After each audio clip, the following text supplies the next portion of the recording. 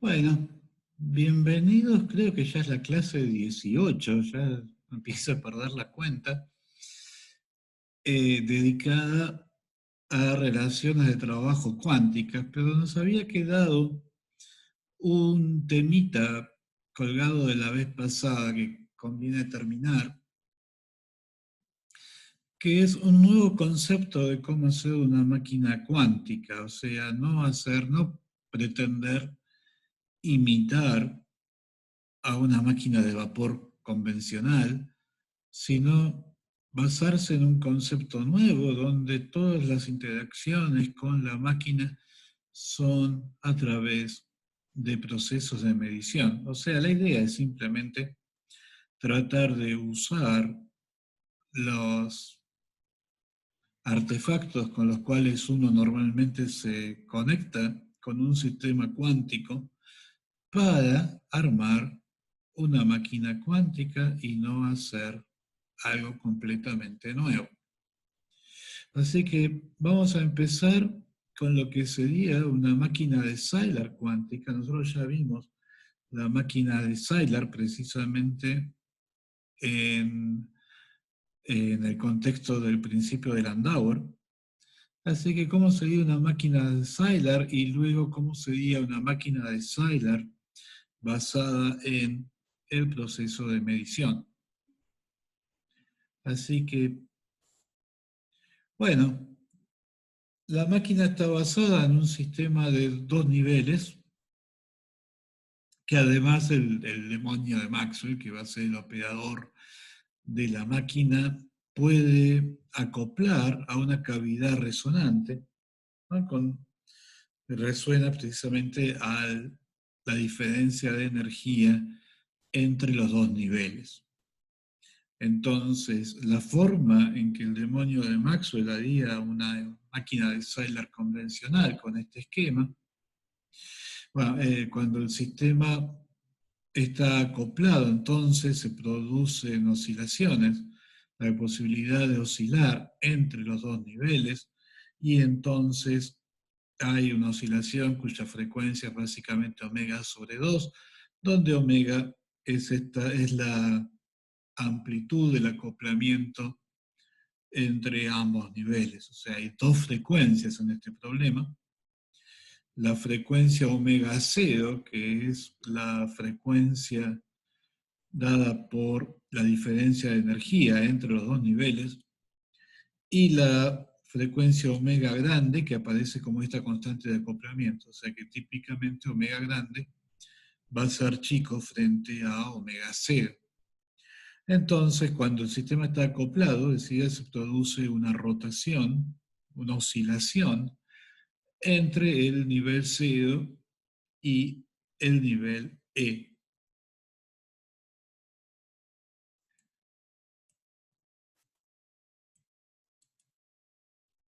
Entonces, en la máquina de Sylar convencional, la forma en que sería un ciclo de la máquina al comienzo, se calienta la máquina a una temperatura muy alta, de tal manera que los dos, la ocupación de los dos niveles se vuelva igual. El sistema puede estar con la misma probabilidad en el nivel 0 o en el nivel excitado.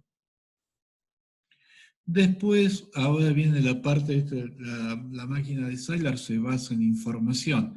En la máquina de Sylar que habíamos visto antes, el demonio de Maxwell tenía que ver en qué mitad de la cavidad estaba el sistema. Ahora no, ahora lo que tiene que mirar es si el sistema está en el nivel fundamental o en el nivel excitado.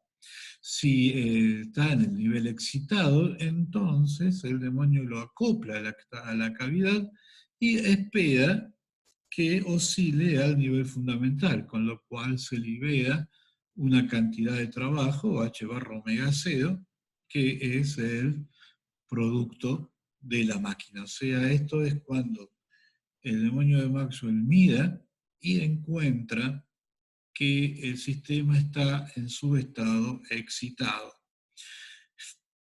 Si mira y encuentra el sistema en el estado fundamental, entonces no hace nada, aprovecha para darse un baño de inmersión.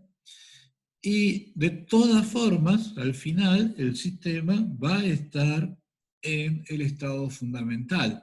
O sea que de todas formas, el sistema termina en el estado fundamental. La diferencia es que de esta forma, al bajar al estado fundamental, se realizó un trabajo H barra omega 0, y esto ocurre más o menos la mitad de las veces. La otra mitad de las veces también termina en el estado fundamental, pero no realiza ningún trabajo. Por lo cual, el trabajo neto es más o menos H barra omega C2 sobre 2. Y H barra omega C2 sobre 2 también es la cantidad de calor necesaria para calentar el sistema hasta T igual a infinito, porque a la mitad de las partículas hay que proveerles una energía H barra omega C. O sea que es una máquina que en principio tendría eficiencia 1, en realidad, por el principio de Landauer, sabemos que la eficiencia no puede ser exactamente igual a 1, va a tener que ser un poquito menor, porque en primer lugar el demonio tiene que mirar, lo cual no es gratis en términos energéticos, pero fundamentalmente porque al final del día tiene que borrar la memoria de lo que vio. O sea que esto es una máquina de Seidler que es esencialmente la misma que habíamos discutido en el contexto del principio de Landauer, lo único que en vez de ser una partícula que está ocupando una cavidad y puede estar en una mitad de la cavidad o en la otra, es de vuelta, es un sistema de dos niveles, solo que los dos niveles no son las dos mitades de una cavidad, sino el estado fundamental o el estado excitado de un qubit. ¿Está bien? ¿Hasta acá se está siguiendo? Porque hasta acá las mediciones no jugaron ningún rol, o sea, está bien, el demonio tiene que mirar, pero ya en la máquina de Salar convencional también en algún momento el demonio tenía que mirar en qué mitad de la cavidad se encontraba la partícula. Lo nuevo entonces es evitar la parte en que el demonio tiene que calentar el sistema. O sea, la idea es realizar esta misma máquina, pero sin apelar en ningún momento a intercambios de energía en forma de calor. En cambio, lo que va a haber son intercambios de energía que se producen en el proceso de medir un cierto observable A que no conmuta con el hamiltoniano. O sea, en el caso, si uno piensa que el sistema es una partícula de spin un medio y que el estado fundamental, hay un campo magnético externo en la dirección de Z, y entonces el estado fundamental y el estado excitado corresponden a spin más o menos un medio en la dirección de Z, en ese caso, el observable A sería el spin en la dirección de X, o sea, un observable que no conmuta con el hamiltoniano. Para hacer las cuentas fáciles, yo voy a asumir que, bueno, el observable tiene dos valores posibles, que son menos 1 y 1, y que los autoestados de estos dos valores son la combinación simétrica y la combinación antisimétrica del fundamental y el estado excitado. O sea, en estas condiciones, efectivamente, el observable A sería el spin en la dirección de X. Pero esto es solamente por comodidad. La única propiedad que realmente tiene que tener A es la de no conmutar con el hamiltoniano. O sea que los autoestados de A son combinaciones coherentes del nivel fundamental y el nivel excitado. Entonces, ¿se acuerdan? Antes el demonio lo que hacía era conseguir que la ocupación de los dos niveles fuera la misma, calentando al sistema. Ahora lo que va a hacer el demonio es preparar al sistema en el estado más, o sea, en el estado que tiene A igual a 1. Y entonces eso automáticamente le garantiza que el sistema puede estar con igual probabilidad en el nivel excitado o en el nivel fundamental. O sea, reemplazó el tener que calentar al sistema por tener un estado en el que el observable A vale 1. Y ahora lo que sigue va a ser un poco lo mismo. Deja evolucionar libremente al sistema, el sistema se va a poner en contacto con la cavidad, el sistema se va a poner a oscilar entre los dos niveles y la energía media al principio va a disminuir hasta que omega t sea pi.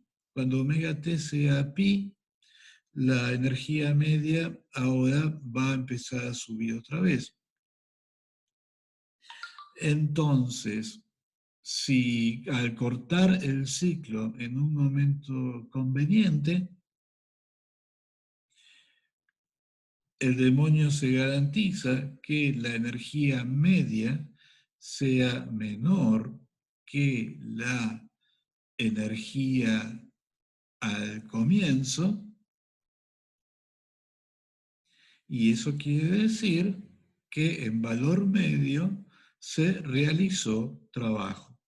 O sea, el sistema es preparado en el estado que tiene A igual a 1 y al menos inicialmente la energía media va a tender a disminuir, va a haber más sistemas que van a pasar del excitado al fundamental que al revés, y eso va a significar que inicialmente se realiza trabajo.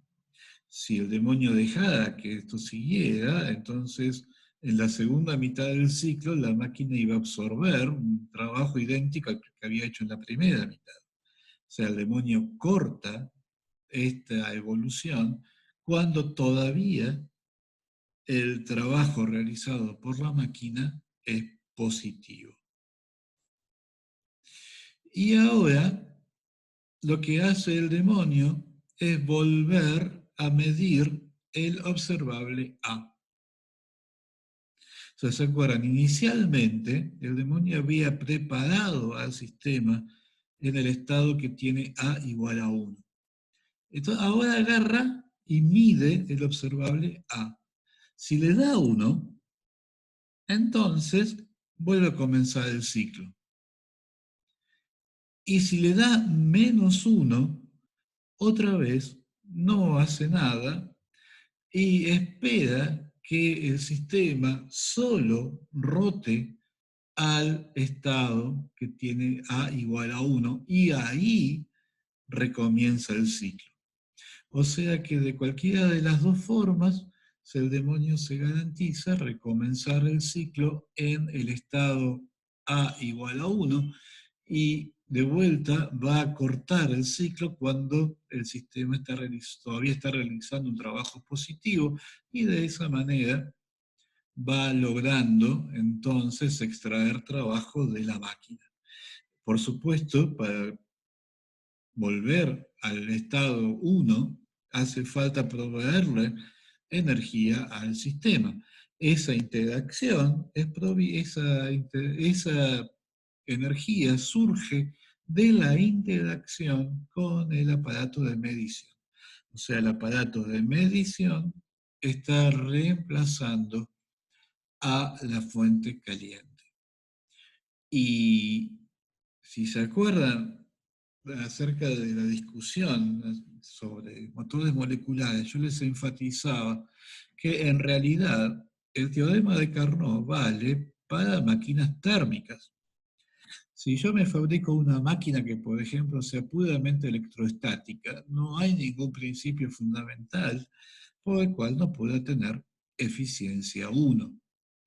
Entonces, acá pasa lo mismo. Dado que en esta versión de la máquina no hay intercambios de calor, lo que hay son interacciones entre el sistema, la cavidad resonante y el aparato de medición, entonces, en principio, podría ser que esta máquina alcanzara la eficiencia 1. O sea, no hay un teorema de Carnot que fije a priori un límite para la eficiencia. Bueno, lo que sí hay es cosa que ya sabíamos, que en realidad una medición cuántica, hay dos cosas que el aparato de medición tiene que hacer. Por un lado, el aparato de medición destruye correlaciones que puedan preexistir en el sistema. Y para eso necesita tener en algún lado un tacho de basura. O sea, hay un elemento de disipación en una medición cuántica. Y por otro lado, una medición que merezca el nombre tiene que, tiene que construir un registro de lo que se midió. Tiene que dejar un registro. Yo tengo que poder saber qué es lo que dio la medición. Después está la historia de si voy a mirar o no lo que hay en ese registro, pero el registro tiene que existir. Y eso también lleva energía. O sea que en realidad la eficiencia de la máquina nunca debería ser 1. O sea, ya sea porque se producen pérdidas de calor en el transcurso de la medición o por la energía necesaria para construir el registro o incluso porque eventualmente para realmente volver a la máquina a su estado inicial hay que borrar el registro y entonces entra a tallar el principio de Landauer. Por cualquiera de esos motivos uno espera que la eficiencia no sea exactamente 1.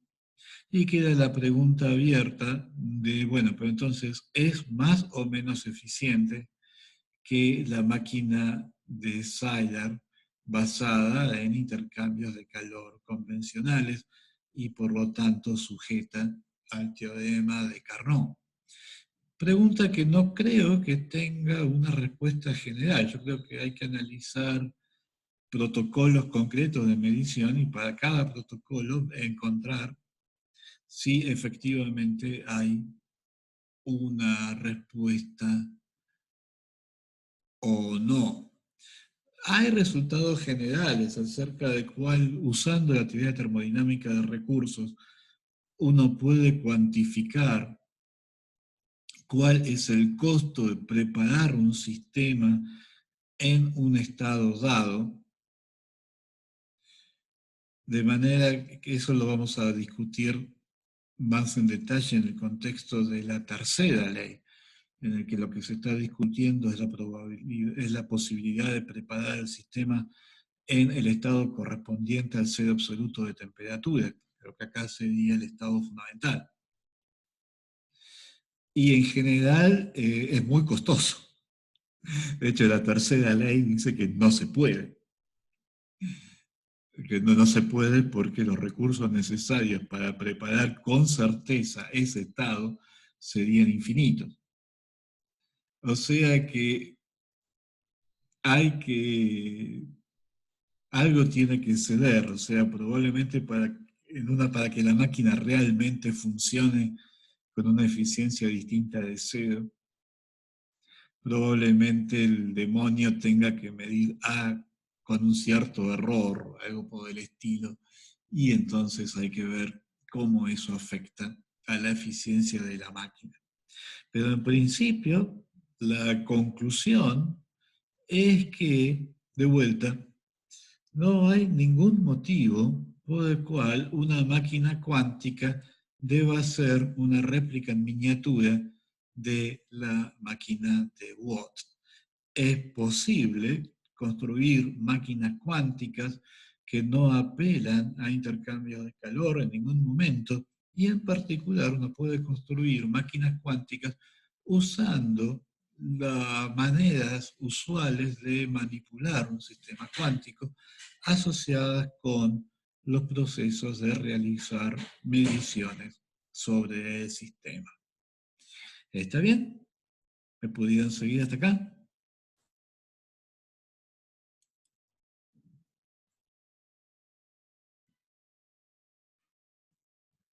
Bueno.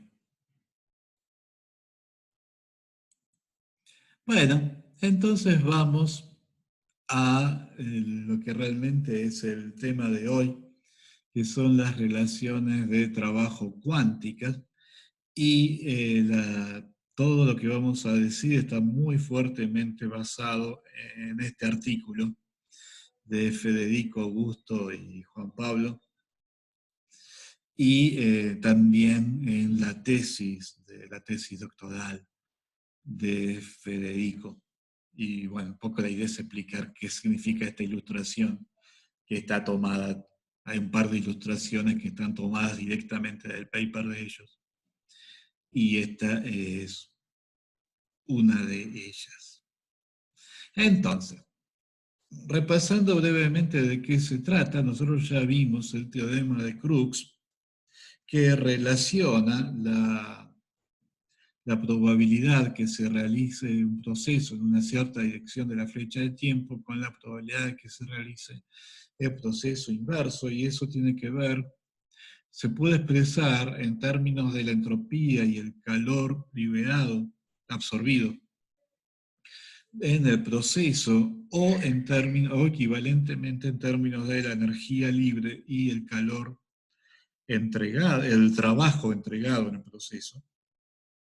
Y en cualquier caso, la conclusión es que la realización, o sea, el proceso en el sentido que acuerda con la termodinámica clásica va a ser mucho más probable que el proceso realizado en sentido contrario, salvo en el caso reversible, en el que los dos procesos las dos direcciones del tiempo se dan con la misma probabilidad. O sea, normalmente la dirección del proceso que acuerda con las leyes de la termodinámica, o sea que la variación de entropía es mayor que el calor absorbido sobre la temperatura, o que la caída de energía libre es mayor que el trabajo entregado, los que cumplan con esas condiciones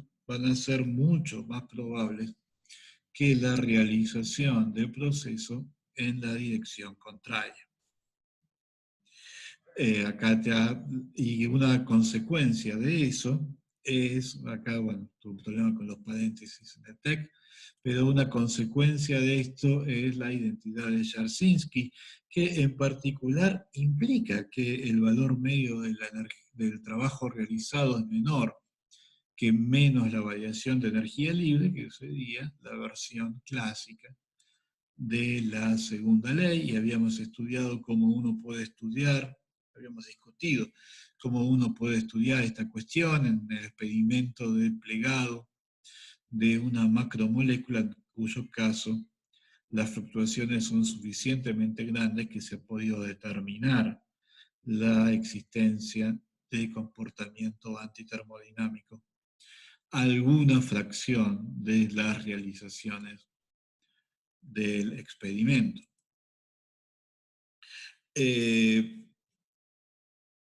El trabajo estaba claramente determinado porque la idea era que lo que estaba moviendo la evolución del sistema era que el sistema tenía algún parámetro que podíamos controlar externamente, y entonces en una dirección u otra de la flecha del tiempo quería decir que cambiábamos el valor de este parámetro siguiendo un determinado protocolo o invirtiendo, reflejando este protocolo en el tiempo.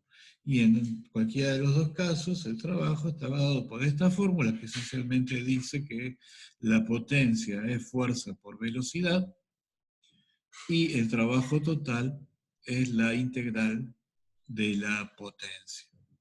O sea, hasta acá, todo esto es lo que ya habíamos visto en el contexto de la discusión de las relaciones de trabajo para sistemas estocásticos clásicos.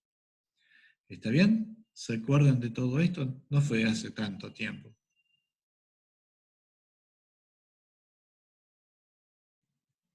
Bueno, entonces la idea es generalizar esto a sistemas cuánticos y uno ya se da cuenta que no va a ser trivial porque la integral se hace sobre la trayectoria del sistema. ¿Qué trayectoria? Cuando uno está hablando de un sistema cuántico. En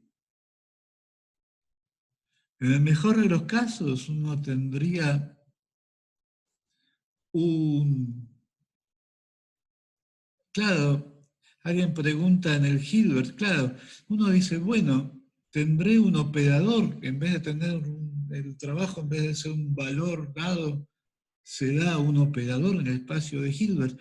Y enseguida, cuando uno lo piensa, se da cuenta que ni siquiera, porque fíjense, en el experimento este, que ahora lo vamos a discutir en detalle, pero es un sistema de dos niveles que, según el nivel al comienzo del protocolo y al final del protocolo, da cuatro valores posibles del trabajo realizado, que son las diferencias de energía entre el estado final y el estado inicial. Tengo dos posibilidades para el estado final, dos posibilidades para el estado inicial, y eso me da cuatro posibilidades para el trabajo realizado.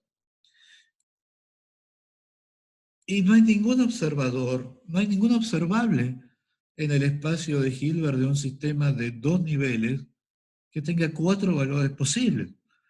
Porque el observable sería una matriz hermítica de 2 por 2, tendría dos autovalores, no cuatro. O sea que lo primero que a uno se le ocurre es eso, bueno, está bien, tengo que cambiar un C-number por un Q-number, y en vez de tener el trabajo realizado, tendré un operador trabajo. Ni siquiera. O sea, el trabajo no es un observable. No en el espacio de Hilbert usual. ¿Y entonces qué? Bueno, por supuesto, siempre hay varias alternativas. Lo que sí está claro, o sea, una cosa que uno sabe es que la energía media es la traza de Rho por H, que entonces la variación de la energía media es la traza de Rho punto por H y la traza de Rho por H punto. Y entonces, bueno, esto tiene mucha pinta de calor y esto tiene mucha pinta de trabajo.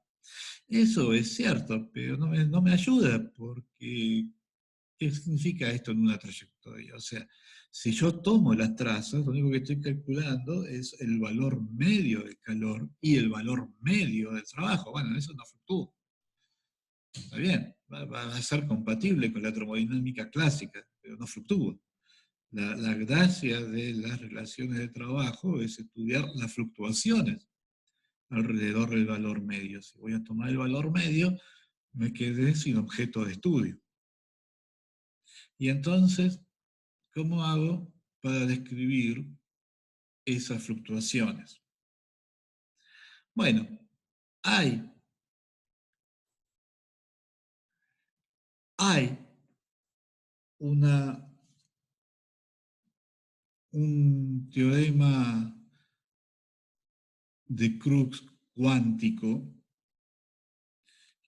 que prácticamente lo único bueno que uno puede decir acerca de esto es que por lo menos es cierto. O sea, se puede demostrar que este teoremita es cierto, pero que funciona bajo condiciones mucho más restrictivas que el teorema de Crookes clásico.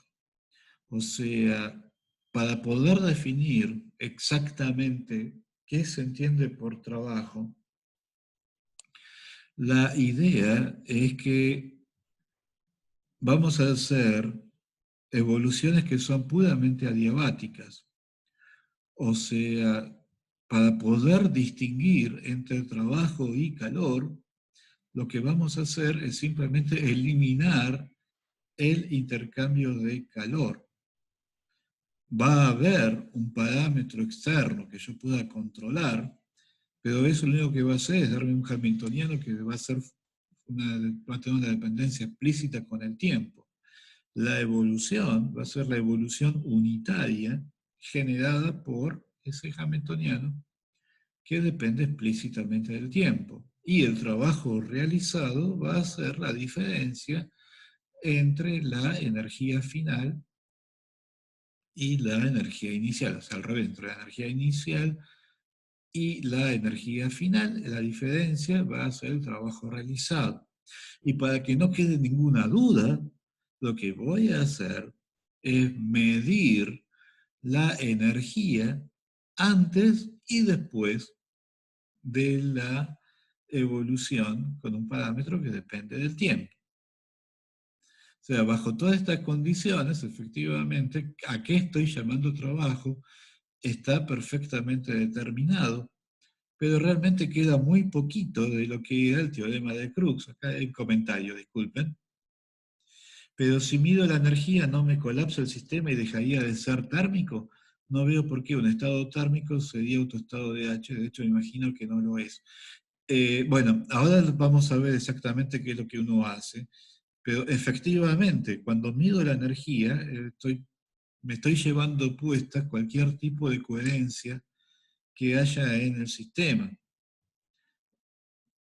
O sea, lo que tengo es simplemente una superposición incoherente de autoestados de la energía. Si llega a haber alguna coherencia entre autoestados distintos de la energía, en el momento de medir la energía me la llevo puesta. Y eso es efectivamente una de las grandes críticas que se le hace a este esquema. O sea que para la primera parte del comentario sí, completamente de acuerdo, es un problema porque en algún sentido estamos desperdiciando lo específicamente cuántico que tiene el sistema. Estamos desperdiciando la posibilidad de preparar el sistema en un gato de Schrödinger, sino que solamente, o sea, tiene que estar, inicialmente tiene que estar en algún autoestado de la energía. No sabemos cuál, y las probabilidades de los distintos autoestados podrían seguir una ley tipo Maxwell-Boltzmann, en cuyo caso lo llamaríamos un estado térmico. Pero sí, necesariamente, lo más general que podemos admitir es una superposición incoherente de autoestados de la energía.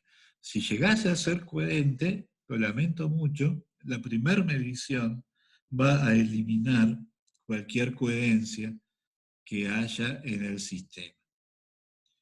Entonces, recapitulando, el sistema tiene un hamiltoniano H con autoestados E al comienzo. Acuérdense que H contiene un parámetro que a lo largo de la evolución va a depender del tiempo, o sea que el hamiltoniano final no va a ser el mismo que el hamiltoniano inicial y por lo tanto tampoco van a ser los mismos los autoestados de energía al final que al principio. Entonces, empiezo con el sistema con el parámetro en algún valor fijo,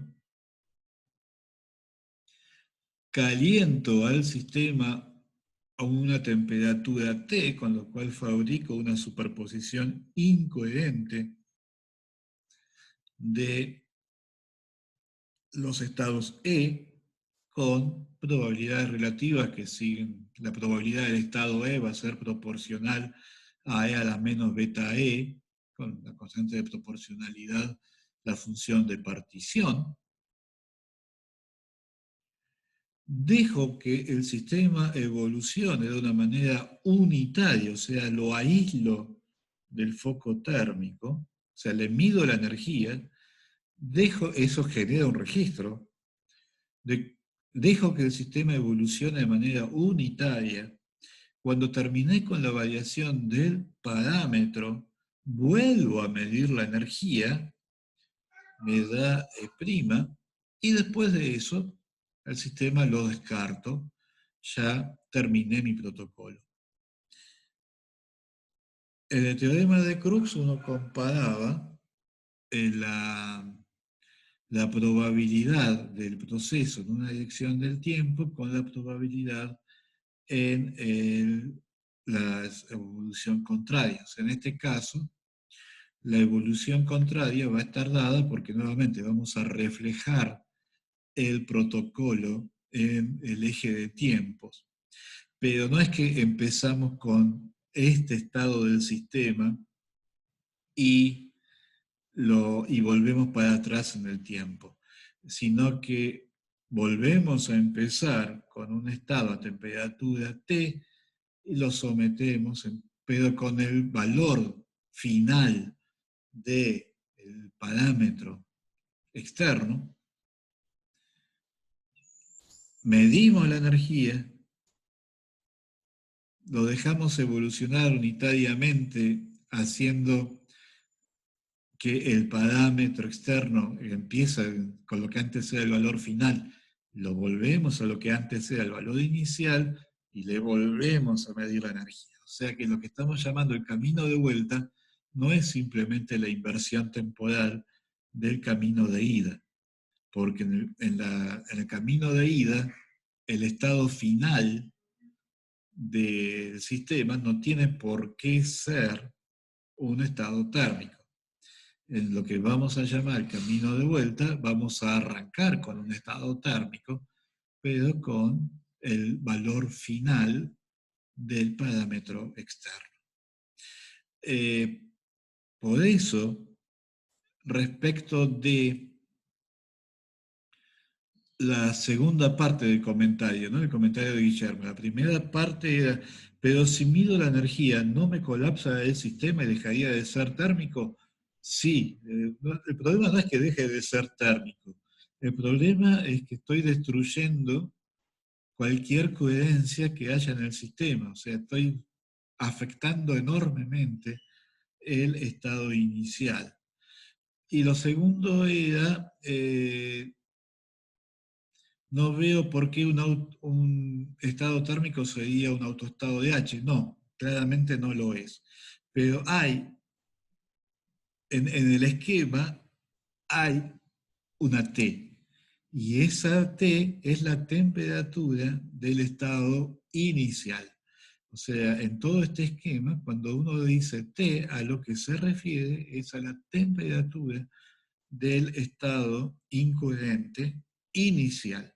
El estado final no es para nada un estado térmico, podría no serlo, pero uno comienza desde un estado térmico a una temperatura definida. Y después descarta al baño térmico, o sea, durante la evolución el calor intercambiado es estrictamente cero. ¿Está bien? ¿Se entendió?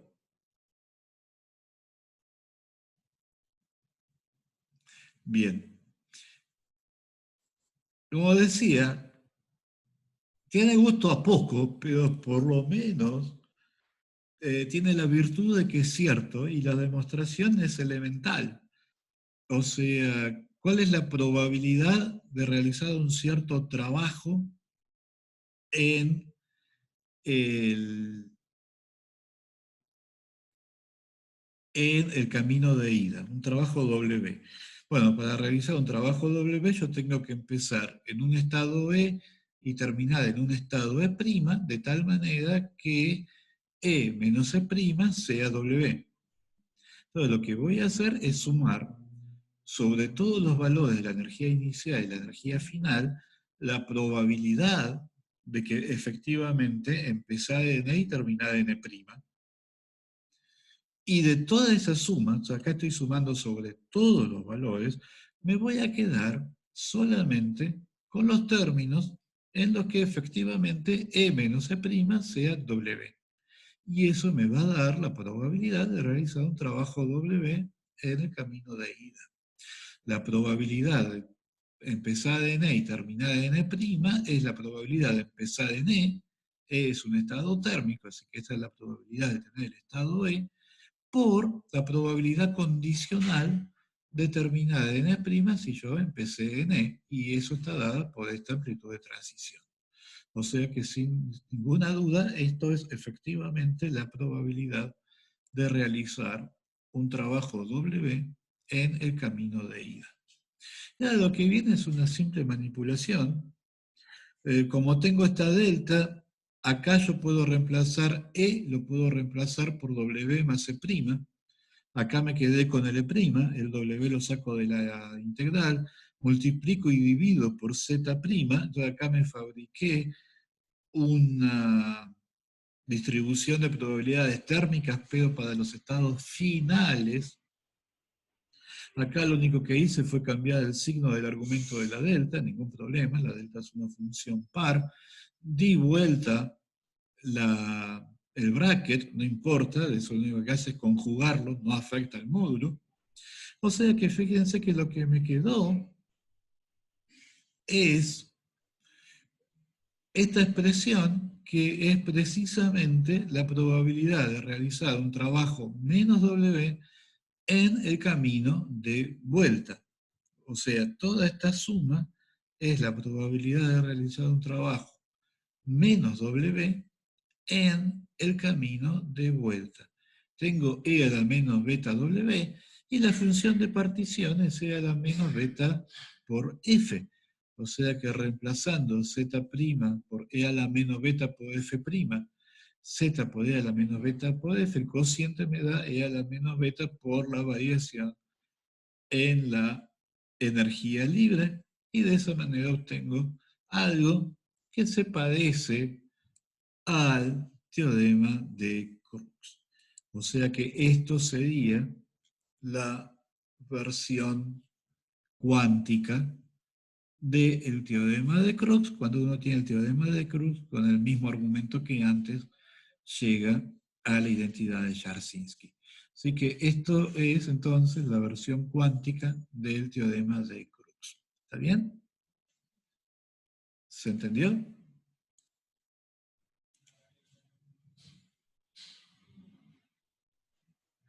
Bien.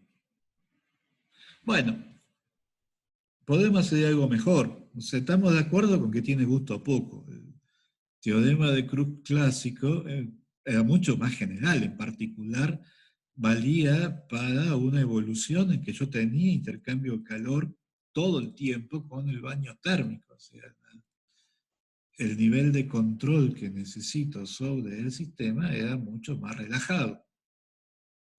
Uno de los problemas es este asunto de tener que realizar dos mediciones de la energía. Eso no solo es difícil, sino que además tiene el problema de que destruye las correlaciones que podrían estar inicialmente en el sistema. Entonces, una de las cosas que uno querría hacer es reemplazar todo esto por un protocolo en el que por lo menos alcance con realizar una medición. Y eso fue la contribución que hicieron Federico, Augusto y Juan Pablo. O sea, una versión del teorema clásico, del teorema de Crookes, en el que bastaba realizar una única medición.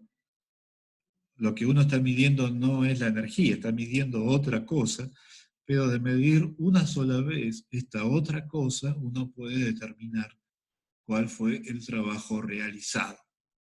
Así que la propuesta sería, hagamos el recreo ahora, igual se mantiene la idea de terminar un poquito antes, y cuando volvemos vamos a discutir esta otra versión. En realidad es el mismo teorema eh, cuántico que acabamos de ver, pero implementado de tal manera que uno solo necesita realizar una única medición. Así que, ¿les parece bien? Pararíamos 10 minutos, seguimos y 5 para que no parar tanto tiempo de clase.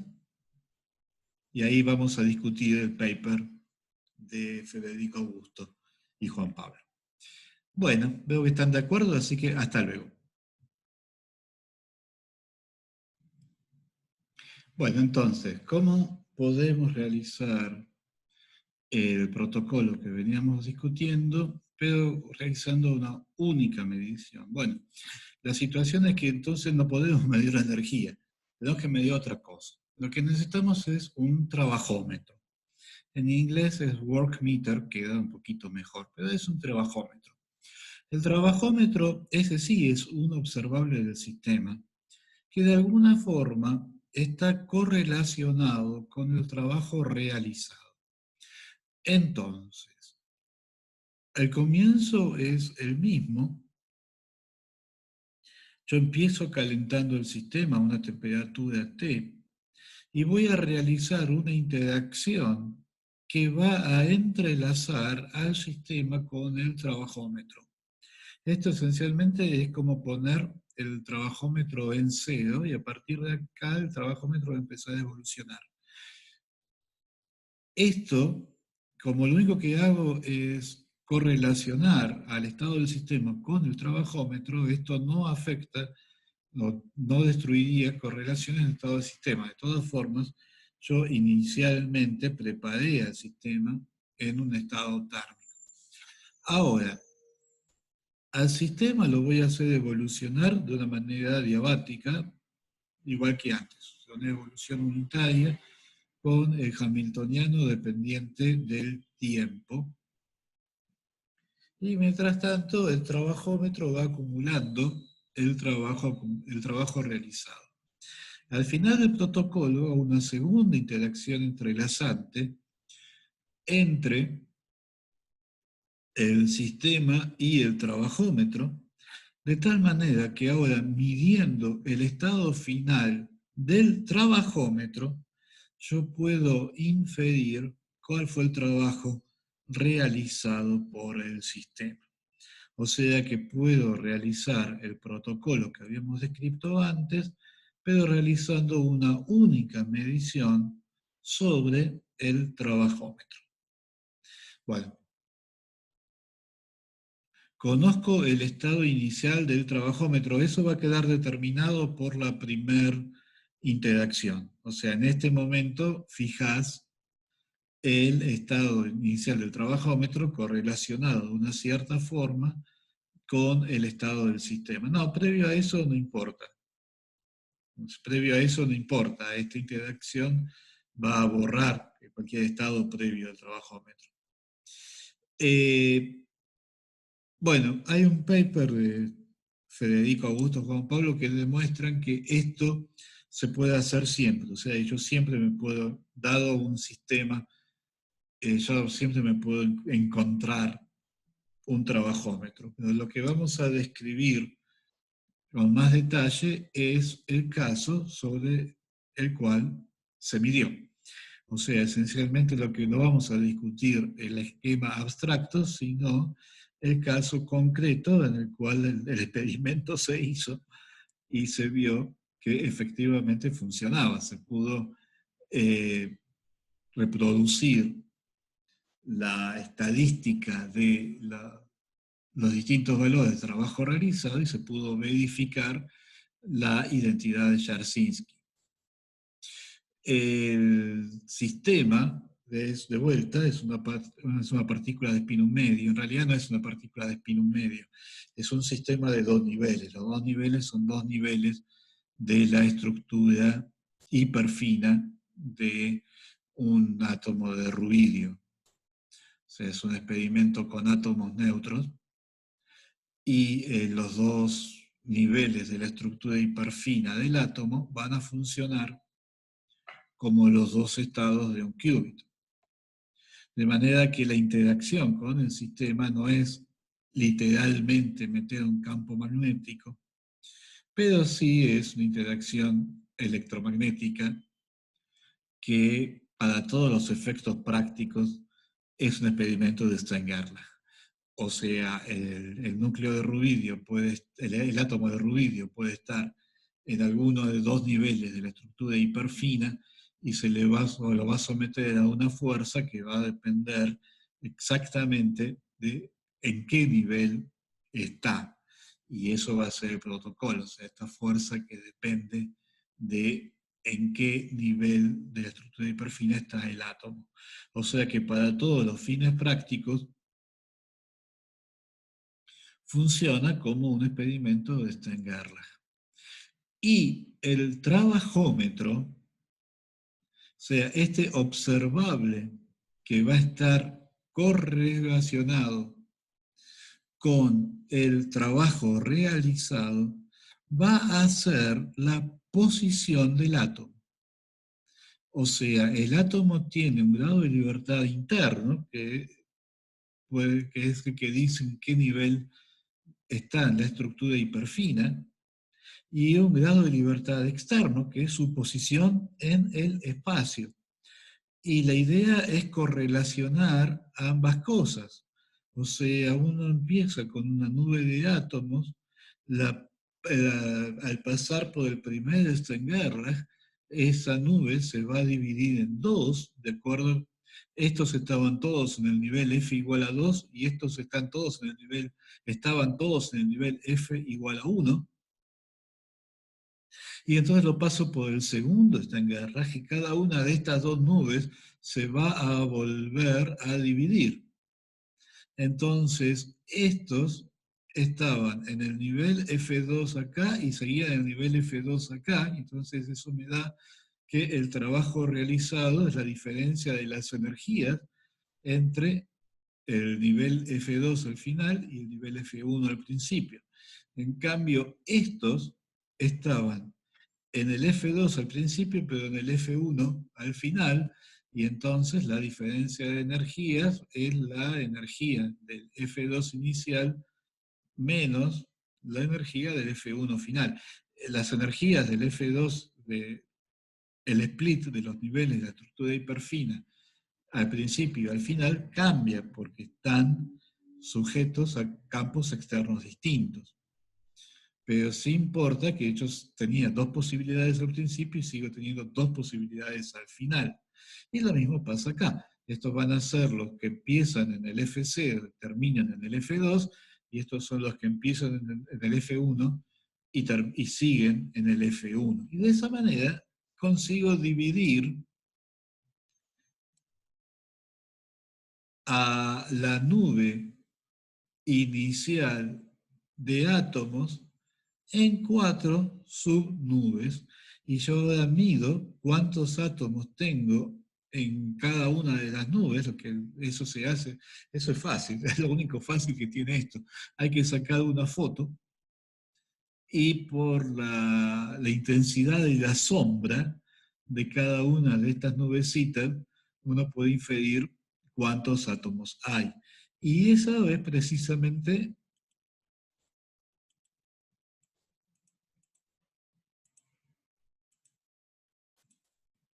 esto.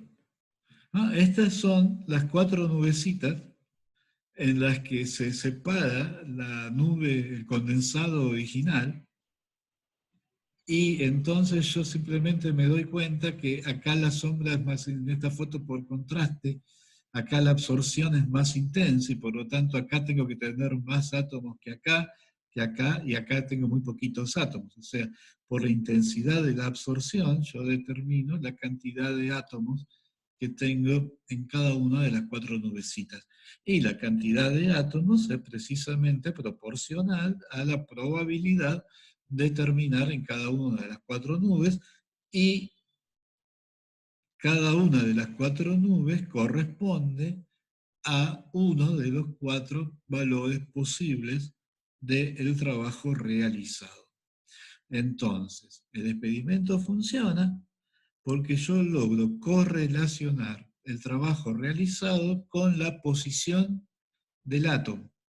Y de esa manera, con una única medición de la posición, yo determino el trabajo realizado. Entonces, una vez que tengo los 4 valores, las probabilidades de los 4 valores posibles del trabajo realizado, puedo hacer cosas como, por ejemplo, verificar la identidad de Jarzynski. O sea, yo puedo calcular teóricamente cuál es la variación en la energía libre del sistema, porque conozco el campo externo al final y el campo externo al principio. O sea, puedo calcular la energía libre de un sistema de 2 niveles a temperatura T y estimar cuánto varió la energía libre, o puedo tomar los valores medidos para las probabilidades de los 4 valores posibles de trabajo y calcular cuál fue el valor medio de E a la menos beta por W. Y esto lo hago para distintas implementaciones del protocolo, donde realmente lo que estoy cambiando básicamente es qué proporción del tiempo la nube estuvo acá y qué proporción del tiempo la nube estuvo acá. O sea, cambio el tiempo en el cual estoy aplicando un pulso u otro pulso. Y bueno, esto es el resultado experimental y se ve que efectivamente la identidad ya sí que funciona muy bien. O sea que todo el protocolo tuvo éxito en verificar la identidad de Jarzynski cuántica. Y acá tienen otra vez la referencia. Este gráfico está tomado directamente del paper y tienen otra vez la referencia del paper que se desarrolla todo esto. ¿Está bien? ¿Algún comentario? ¿Alguna pregunta?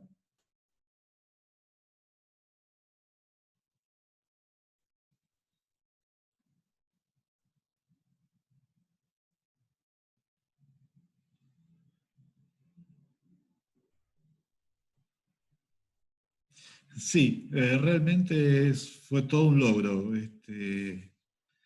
Y fueron varios años de trabajo. Y bueno, algunos entretelones que puedo contar fuera de cámara. Este, sigue teniendo gusto a poco.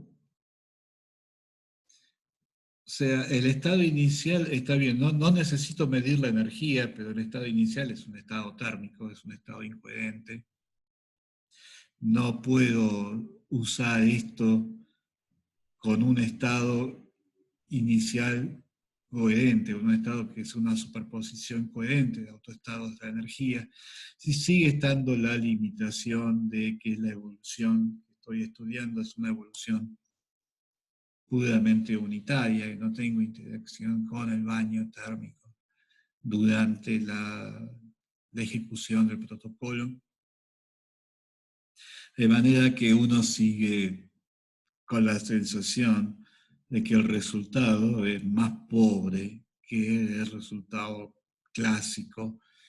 Y la verdad que es extraño, porque uno está acostumbrado a la situación inversa, uno está acostumbrado a que los resultados cuánticos sean más potentes que los resultados clásicos, como pasa, por ejemplo, con comparar las muchas segundas leyes de la mecánica cuántica con la única segunda ley de la termodinámica clásica. El resultado cuántico es mucho más detallado que el resultado clásico. Acá parece darse la situación al revés.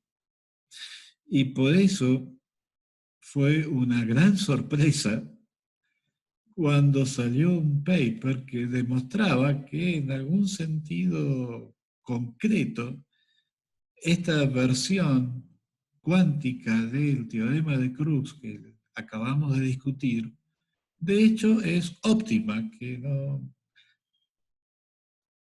Esta gente puso 3 condiciones muy razonables. O sea, el problema es realizar un protocolo en el que se realiza una cantidad de trabajo y poder asignarle probabilidades a los distintos valores de trabajo realizado. Ya sabemos que eso no es un observable en el sentido corriente sobre el espacio de estados del sistema. Puede ser un observable en algún espacio de Hilbert ampliado en que yo tenga sistema y trabajómetro, pero decididamente no es un observable en el espacio de Hilbert original.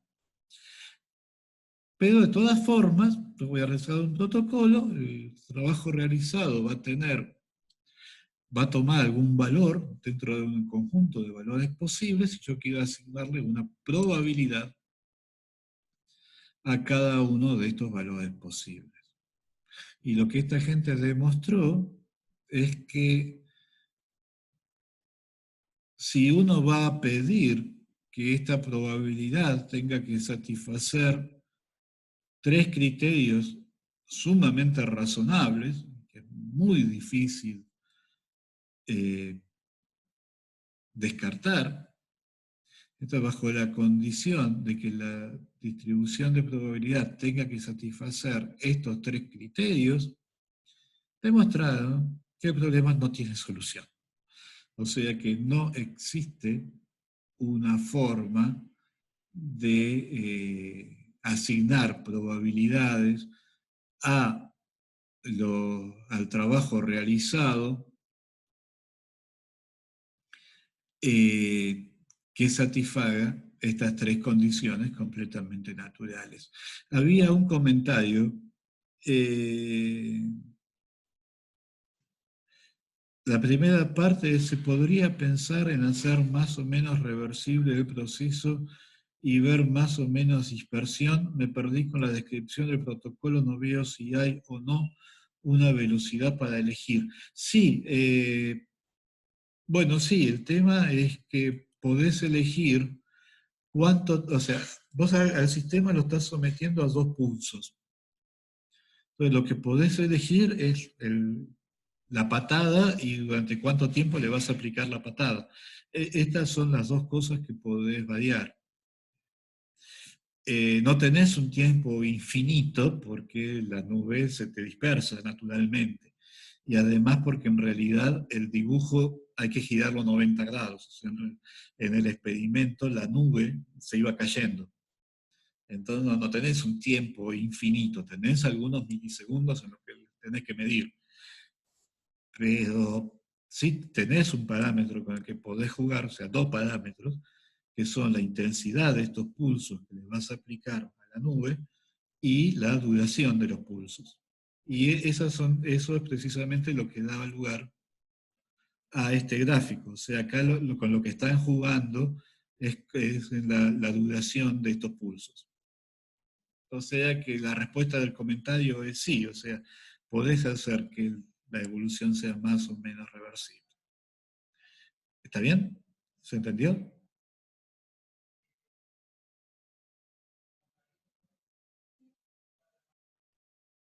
Sí, también. El comentario sobre el driving es lo que pasa en el medio, sí. De todas formas, esta es una versión medio de caricatura, o sea, si se fijan en el paper original, ahí está descrito en detalle cómo es el experimento real. Así que, bueno, los refiero al paper. Bueno, entonces, retomamos.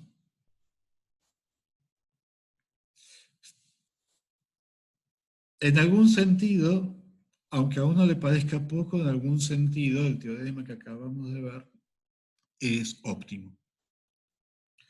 Las condiciones, la situación que estamos planteando es la misma que venimos discutiendo. O sea, el sistema empieza con un hamiltoniano, hay un parámetro externo, el hamiltoniano va a depender de este parámetro, hay un hamiltoniano inicial con sus autovalores y sus autoestados. Vamos a considerar una evolución puramente unitaria, pero con un hamiltoniano que depende del tiempo a través de la dependencia de este parámetro. Termina con un cierto hamiltoniano H' que tiene sus autovalores y sus autoestados. Entonces, los valores posibles del trabajo van a ser las diferencias entre las energías iniciales y las energías finales, y lo que queremos ver es asignarle probabilidades a estas diferencias. Para hacer la cuida más fácil, vamos a considerar solamente un sistema de 2 por 2, o sea que los valores iniciales de la energía son 0 o E, los valores finales son 0 o E'. Eso me da 4 valores posibles. Vamos a asumir que los 4 valores son distintos, o sea que E menos E' no coincide ni con E' ni con E, y que menos E' no es igual a E.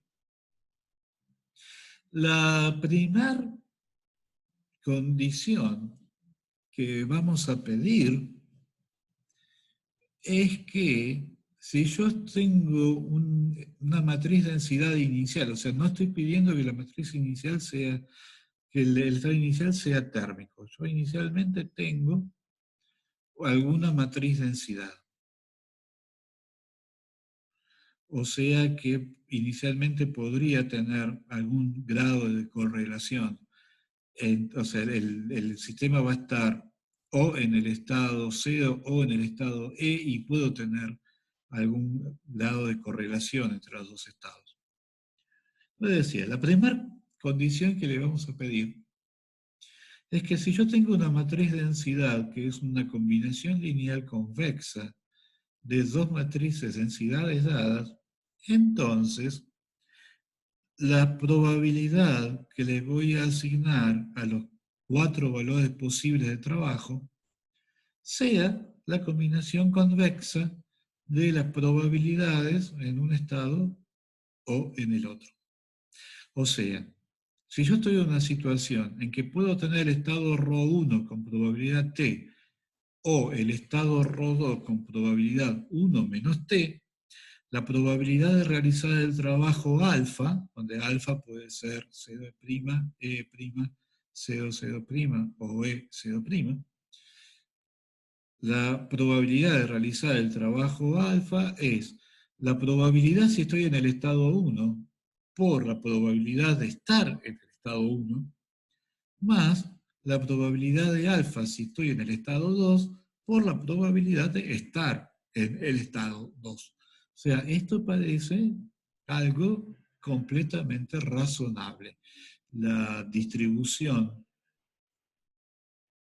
de probabilidad de los valores de trabajo respeta las combinaciones convexas de la matriz densidad inicial.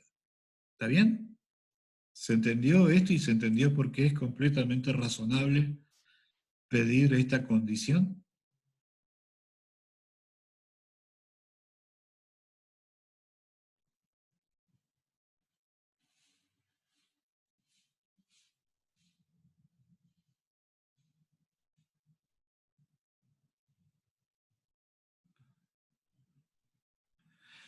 El juego que estamos jugando es, le vamos a pedir 3 condiciones a la asignación de probabilidades, a los 4 valores posibles del trabajo, y después vamos a demostrar que no existe ninguna asignación de probabilidad que pueda satisfacer las 3 condiciones a la vez.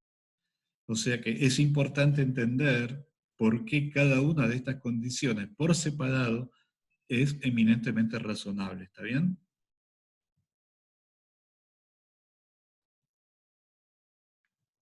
Bien. Entonces, la primera es que la asignación de probabilidades respete las combinaciones lineales convexas. La segunda condición es, bueno, si yo le voy a asignar valores de probabilidad a cada valor posible del trabajo realizado, entonces en particular puedo calcular el valor medio del trabajo realizado.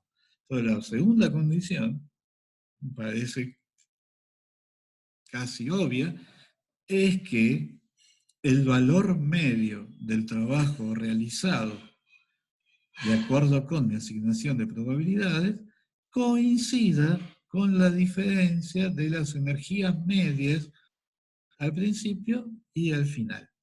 O sea, acuérdense que yo estoy manteniendo esta restricción de que la evolución es unitaria, con un hamiltoniano que depende del tiempo, pero una evolución unitaria. No hay intercambio de calor, por lo cual cualquier intercambio de energía tiene que ser trabajo. Y entonces es razonable que el trabajo medio realizado es simplemente la diferencia de la energía media al principio menos la energía media al final. ¿Está bien? ¿Se entendió la segunda condición?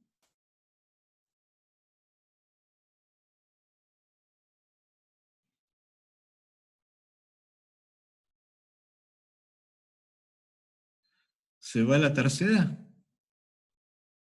Bueno, la tercera es la crítica que se le había hecho al protocolo basado en dos mediciones, era que al medir la energía yo borraba con el codo cualquier correlación que tuviera inicialmente en el sistema. Bueno, eso es una crítica si hay correlaciones. Si no hay correlaciones, no importa.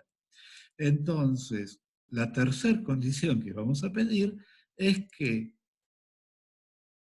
si no hay correlaciones en el estado inicial, si el estado inicial efectivamente es diagonal en la base que diagonaliza el hamiltoniano, entonces la asignación de probabilidades es la misma que yo hacía en el protocolo basado en dos mediciones.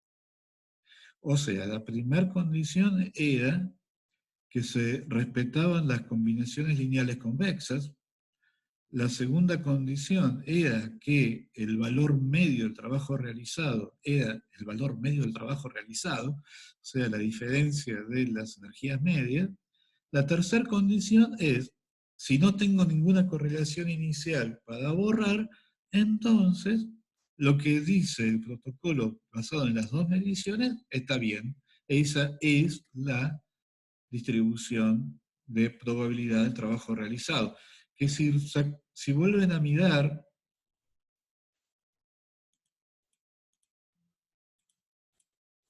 esta demostración, cita, cuando no tengo correlaciones en el estado inicial,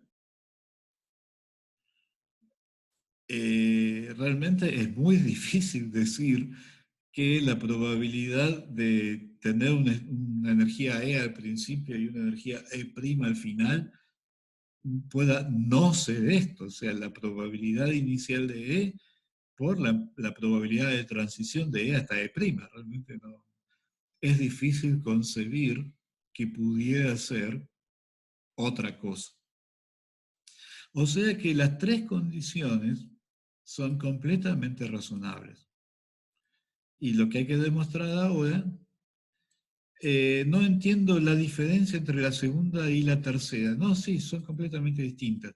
La segunda es un enunciado acerca del valor medio del trabajo realizado. O sea, la segunda de hecho no dice nada acerca de las probabilidades. Pero lo que dice es que la asignación de probabilidades, o sea, yo puedo calcular el valor medio del trabajo realizado sin saber las probabilidades de los distintos trabajos. Me basta conocer el valor medio de la energía inicial, el valor medio de la energía final y hago la diferencia. Entonces, la segunda es que ese resultado mínimo, que no depende realmente de la distribución de los valores realizados, eso tiene que dar lo que tiene que dar. Y a ver, acá hay otro comentario. En la tercera estás limitando las unitarias protocolos a aquellos donde ρ final no tiene coherencia.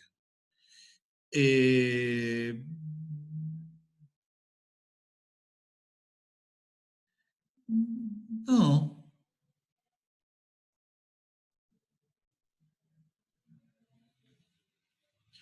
no, siempre es el ρ inicial. Pero, de vuelta, me remito a la demostración que habíamos visto. El único cambio es que donde antes decía E era menos beta E sobre Z, ahora simplemente pones la probabilidad del estado E en el estado inicial. acá un comentario, o sea, la segunda prescribe sobre promedio y la tercera sobre los casos en los que la medición está prefijada. Sí, esencialmente sí. Entonces decía, el estado inicial tiene que ser incoherente, pero después cada uno, o sea, ya sea el estado 0 o el estado E, van a evolucionar en una combinación coherente de 0' y de E'. O sea, no, ahí no estás rompiendo esa coherencia. De todas formas, podés calcular, o sea, el U de 0 va a ser alfa por 0' más beta por E'. Bueno, va a tener una probabilidad módulo de alfa cuadrado determinada en 0' y una probabilidad módulo de beta cuadrado determinada en E'. Eso está perfectamente determinado. No estás diciendo, no estás tirando la fase, simplemente no te interesa. ¿Está bien? Bien, entonces, tenemos tres condiciones perfectamente razonables. Ahora lo que hay que demostrar es que es imposible satisfacer las tres a la vez. ¿Qué es una cuentita? Se puede llegar a ser difícil de seguirla en el aire. Está escrita en el libro y si no la miran acá en el PDF. Lo primero que hay que ver es que este esquema define lo que se llama un POBM, porque entonces la condición de que la asignación de probabilidades respete las combinaciones convexas me dice que tengo cuatro matrices hermíticas de 2 por 2, tales que la probabilidad del valor alfa del trabajo realizado es la traza de M alfa por ρ. O sea, acuérdense que alfa puede ser 0, 0', 0 E', E', 0, E'. Además, y esto es absolutamente crucial, se supone que estas P de alfa obedecen los axiomas de Kolmogorov. Y esa frase es mortal, o sea, vamos a volver sobre, no hoy, pero más adelante vamos a volver sobre esa frase. Se supone que los P sub alfa satisfacen los axiomas de Kolmogorov, o sea que los P sub alfa son no negativos y suman 1.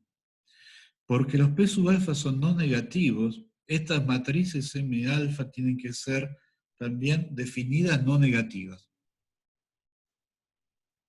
O sea, los autovalores de las M alfa no pueden ser negativos. Y la suma de las cuatro matrices M alfa tiene que ser la matriz identidad.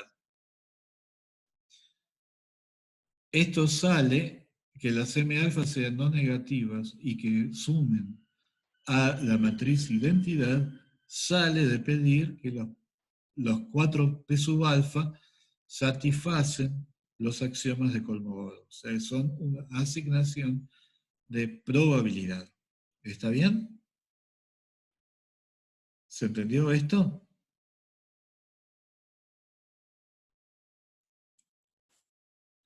Bueno, la condición de los valores medios, fíjense que el valor inicial de la energía es la traza de H por ρ, ninguna duda. Y el valor final de la energía es la traza de H' por el ρ final. El ρ final es U por ρ por U daga. O sea que el valor final de la energía es simplemente la traza. ¿Se acuerdan que dentro de una traza yo siempre puedo hacer permutaciones cíclicas?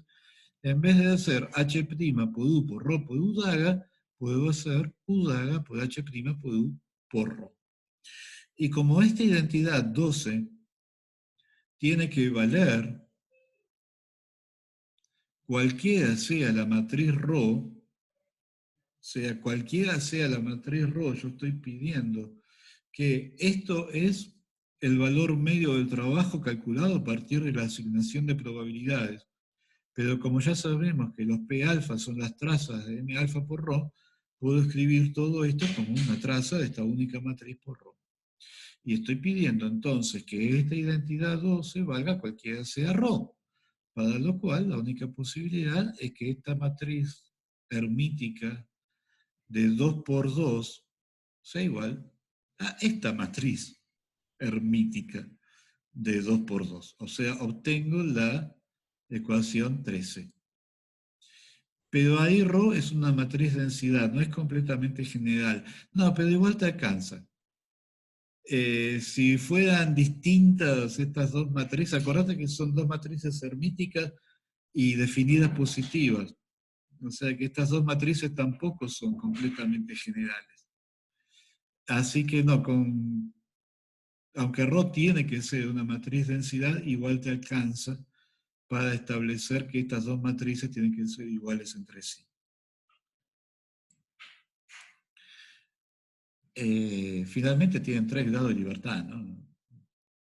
Porque esta cosa tiene que tener, la traza también está determinada.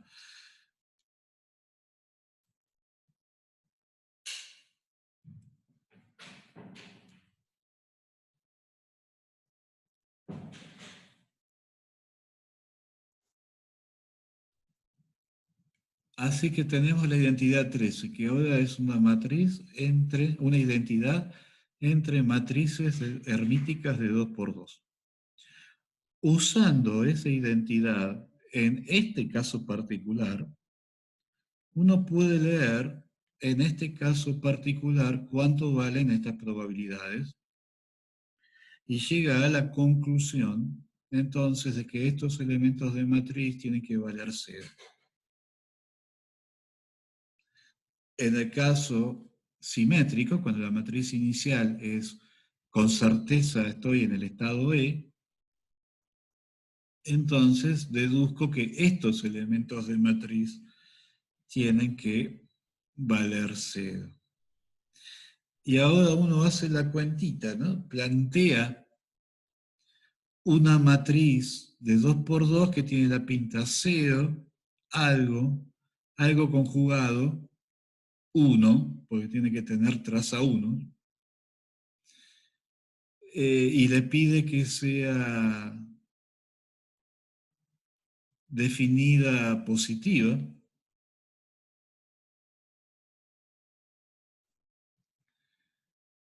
y no va a poder, o sea, ¿se acuerdan? La matriz es 0, algo conjugado y, no sé, otra cosa, acá. 0, A conjugado B. Y le pedimos que sea una matriz no negativa, o sea que si yo lo ensangucho con un vector fila, un vector columna cualquiera, lo que me da, o sea, vector columna y vector columna hermítico, lo que me da tiene que ser un número no negativo. Y van a ver que no se puede, salvo que el elemento que está fuera de la diagonal también valga 0. O sea, si yo tengo 0, algo conjugado, B, algo, para que la matriz sea no negativa, algo tiene que ser 0. La propiedad de matrices positivas de 2 por 2. O sea que, completando entonces con 0 los elementos fuera de la diagonal, llego a la conclusión de que la única posibilidad para mis 4 matrices del PO B corta M tienen que ser estas 4 matrices, no pueden ser otra cosa. De vuelta, llego a esto habiendo pedido que en estos casos, que es un caso en que no tengo correlaciones en el estado inicial, las probabilidades sean las probabilidades que yo hubiera calculado con el protocolo de 2 mediciones. Y lo mismo cuando el estado inicial era el EE, que tampoco tiene correlaciones en el estado final. Entonces, esa condición me dice que las 4 M's tienen que ser estas 4 matrices y no pueden ser otra cosa. Y ahora, cuando quiero verificar la ecuación 13, ¿se acuerdan que la ecuación 13 me vinculaba esta combinación lineal de las M con estas diferencias del hamiltoniano inicial y el hamiltoniano final? Veo que las 4 M son diagonales, sea, cualquier combinación lineal de estas 4M va a ser una matriz diagonal, pero que la diferencia entre el hamiltoniano inicial y el hamiltoniano final no tiene por qué ser una matriz diagonal, y que por lo tanto esta identidad 16 no la puedo satisfacer para cualquier H' y U. Obviamente la puedo satisfacer en algunos casos. La podría satisfacer, por ejemplo, si yo digo, bueno, hay una fase entre 0 y E que no conozco y tengo que promediar sobre esa fase, entonces efectivamente los elementos de la diagonal son independientes de la fase de C y de E, pero estos dos elementos no, entonces estos dos elementos fuera de diagonal se irían. Pero salvo que yo agregue alguna hipótesis extra, la ecuación 16 es imposible de satisfacer en general. Puede valer en algunos casos, pero no puedo afirmar que valga para cualquier elección de H, H' y de U. Y por lo tanto, aunque parecía extremadamente razonable, no hay una generalización del resultado del teorema de Crookes basado en dos mediciones, o sea que la primera medición fuerza a que no haya correlaciones en el estado inicial, no hay una generalización a el caso con correlaciones en el estado inicial que respete combinaciones convexas y que respete el valor medio del trabajo. Y como siempre pasa, cuando aparece un teorema diciendo esto no se puede hacer, el desafío es hacerlo, relajar alguna de las condiciones y de manera que efectivamente se pueda hacer. Y lo que la gente está trabajando, y está trabajando hoy, es precisamente relajar la condición de que las P sub alfa tengan que satisfacer los axiomas de Kolmogorov. O sea, ¿qué pasa si uno acepta que alguno de los P sub alfa podría ser negativo? Y hay una serie de motivos por los cuales eso no es un delirio. Así que más adelante, cuando hayamos visto una cosa que se llama la función de Wigner,